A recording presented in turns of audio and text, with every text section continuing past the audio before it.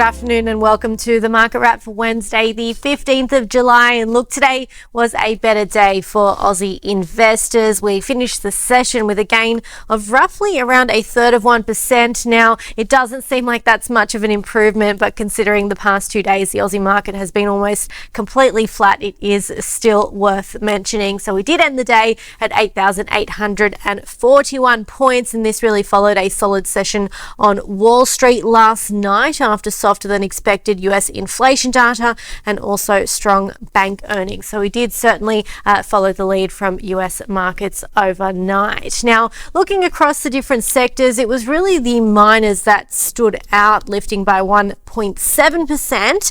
We only saw modest moves higher for some of the other sectors, gains of between 1/10 of 1% and 1/5 of 1%, so only modest moves higher. On the flip side, though, we did see energy retreat after 2 solid sessions, and telcos did worst, falling by over 1% in today's session. So quite a mixed bag across the different sectors, but really it was the materials sector that helped us improve. Worth mentioning, the financials were up by a little over 1/10 of 1%, which is always helpful considering it is our largest sector.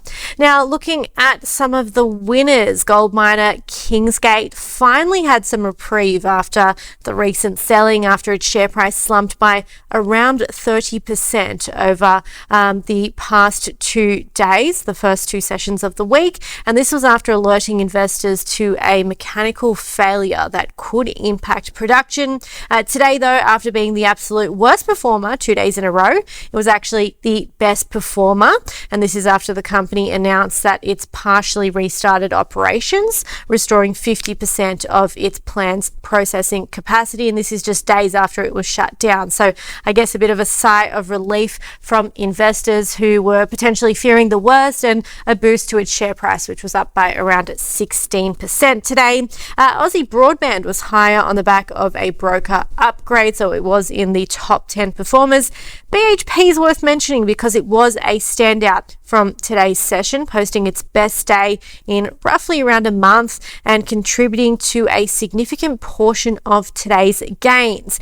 In fact, if it wasn't for improvements in BHP, the broader market would have ended largely flat. Now, today's improvements came ahead of its quarterly results, which is set to be released tomorrow, and it does also follow some strong results from Rio Tinto today. Plus, we did see copper futures hit a 3-week high overnight, and considering BHP now makes most of its money from copper, it certainly did benefit from those higher prices as well. And it's also worth mentioning Rio Tinto, which reported that iron ore sales reached their highest level since 2020, whilst also reducing cost guidance for its copper business. So its shares up a little over 1%. On the flip side, Regis Resources fell most after recently walking away from the bidding war to merge with Vault Minerals. Evolution Mining met its FY26 production and cost guidance and said that all major growth projects remained on schedule and within budget, but it did also flag that inflation would lift FY27 costs by around 4 to 5%. So Evolution Mining down a little under 4% today. ResMed was one of the worst performers on the ASX 200. It's now down roughly 20% in year-to-date terms amid broader concerns that the sleep apnea device maker could face fierce competition from weight loss drugs, given that obesity is the largest risk factor for sleep apnea. So certainly weighing in the healthcare space today, and we are seeing healthcare stocks being the worst performers over the course of this year so far, in part because of ResMed, but some of the other big healthcare giants as well, including CSL and Cochlear. And today, energy names retreated from a couple of solid sessions. So Viva Energy down a little over 2%. The Aussie dollar has firmed a little bit. It's currently buying 69.8 US cents, firmer against the other currencies as well. Looking ahead to tonight, it does look like it could be a positive session in the United States if US futures are anything to go by. So this is, of course, a few hours ahead of trade opening. Tonight, more bank earnings. We have BlackRock, Morgan Stanley, and we do also have Johnson & Johnson out with their results, so all eyes are going to be on those. We do get an update on producer prices or business inflation. This is after last night we saw some softer than expected consumer prices coming out of the United States.